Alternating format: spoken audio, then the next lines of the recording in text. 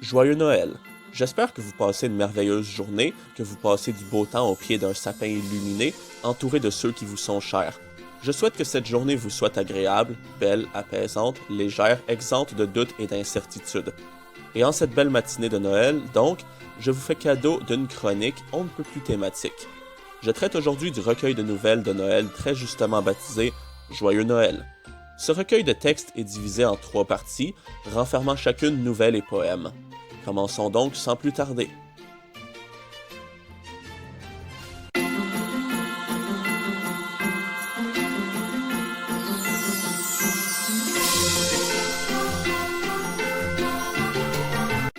Du jour de Noël, par Clément Marot. C'est la chanson qui ouvre le bal.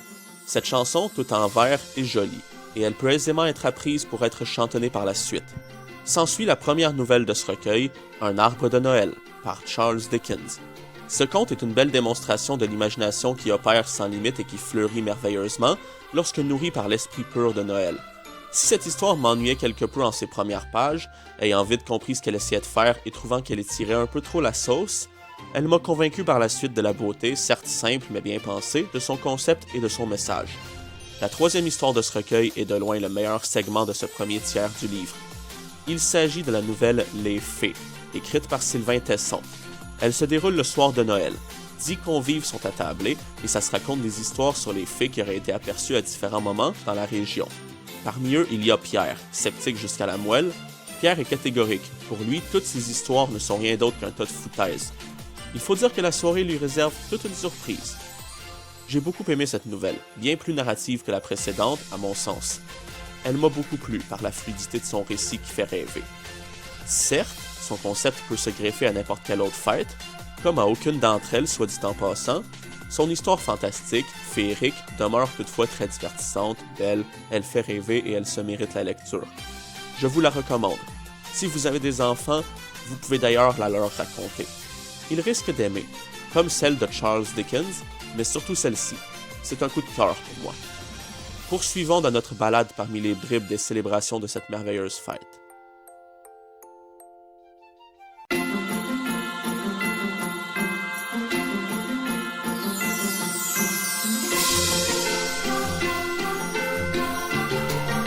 Jules Laforgue ouvre cette seconde partie avec son poème intitulé Noël sceptique. De ces lignes émane la nostalgie des fêtes de Noël passées, en plus d'une petite touche de mélancolie. La page suivante nous ouvre sur une histoire signée Francis Scott Fitzgerald. Pat Hobby croit au Père Noël. C'est le titre de cette nouvelle assez inusitée dans un recueil pareil. Dans cette histoire, nous suivons le dit Pat, scénariste travaillant à Hollywood et aspirant à un siège et un titre bien plus haut placé. Et lorsqu'une collègue, Helen Cagle, sa nouvelle secrétaire, lui sert une lettre incriminante écrite de la main d'un haut placé des studios, Pat croit tenir l'objet parfait pour opérer un chantage presque trop bien rodé. Du moins, dans sa tête.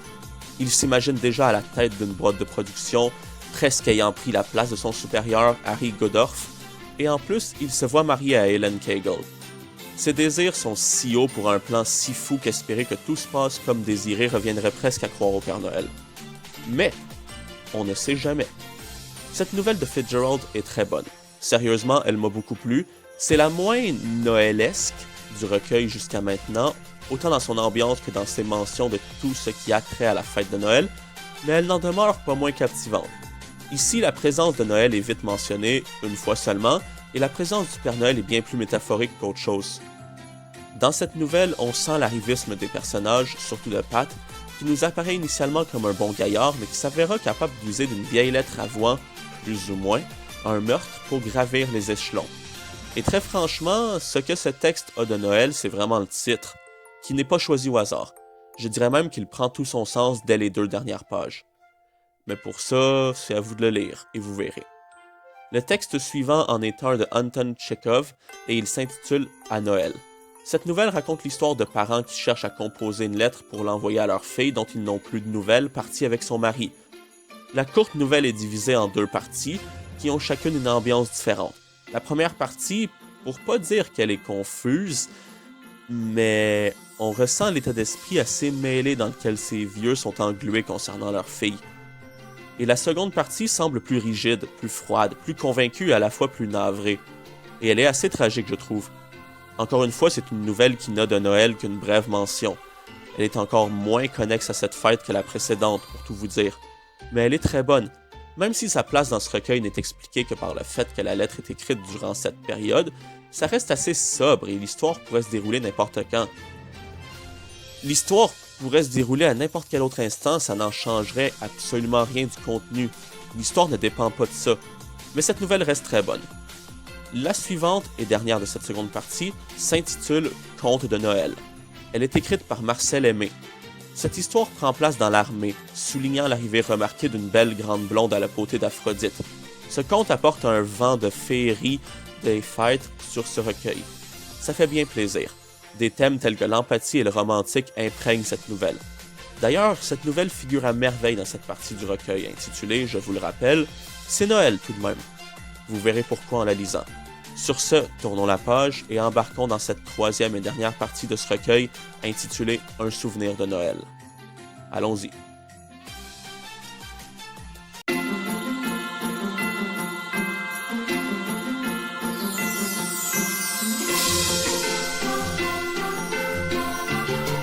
C'est un joli passage du poème Les Sapins de Guillaume Apollinaire qui débute cette troisième partie. S'ensuit la nouvelle Conte de Noël, signée Guy de Maupassant. Le docteur Bonenfant nous partage l'histoire de ce miracle de Noël auquel il a assisté. Et ce miracle a de quoi surprendre, tant il est l'effet d'une cause si soudaine, presque sortie de nulle part. Tout ça à cause d'un œuf. Vous verrez. Cette nouvelle apporte également sa pierre singulière à l'édifice, amenant un peu de surnaturel dans ce recueil. C'est une bonne nouvelle. Un souvenir de Noël, écrit par Truman Capote, c'est la nouvelle qui suit. C'est une histoire d'amitié, de cuisine, de préparatifs des fêtes. Nous y suivons deux amis inséparables qui, entre choses et d'autres, cuisinent des gâteaux à l'arrivée du mois de décembre. Des thèmes tels que l'amitié et l'attachement envers l'autre, ainsi que l'insouciance enfantine, imprègnent cette nouvelle. Si l'ensemble du texte ne m'a pas charmé autant que de précédentes nouvelles de ce recueil, la fin a quand même su venir me chercher. Et on termine ce recueil avec le texte Noël à Rio de Blaise Sanders. Sous forme de lettres, cette nouvelle en est une de perception, de point de vue, de vision de la vie. Elle nous raconte au passage, et entre autres, l'histoire d'un naufrage pour appuyer quelques-uns de ses thèmes. Mais ce n'est pas le seul récit tirant sur la légende populaire qui nous y sera raconté, et toujours dans l'optique d'appuyer la conclusion du texte et ses thèmes. Cette nouvelle est bonne. Dans sa forme, elle diffère des autres, elle apporte son petit quelque chose au recueil et le conclut correctement, sans pour autant figurer parmi mes textes favoris.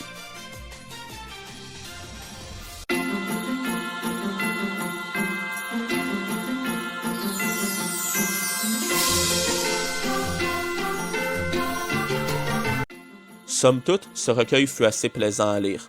Pas toutes ces nouvelles ont su venir me chercher, me captiver, me plaire, mais elles apportent toutes un petit quelque chose à ce recueil. Et soit Noël y figure de manière évidente, soit la fête plane au-dessus de l'histoire, comme une ombre, soit c'est un pilier de l'histoire racontée. Et bien souvent, c'est un entre-deux bien maîtrisé. Dans tous les cas, ces textes portant sur Noël composent un recueil qui vaut largement le détour.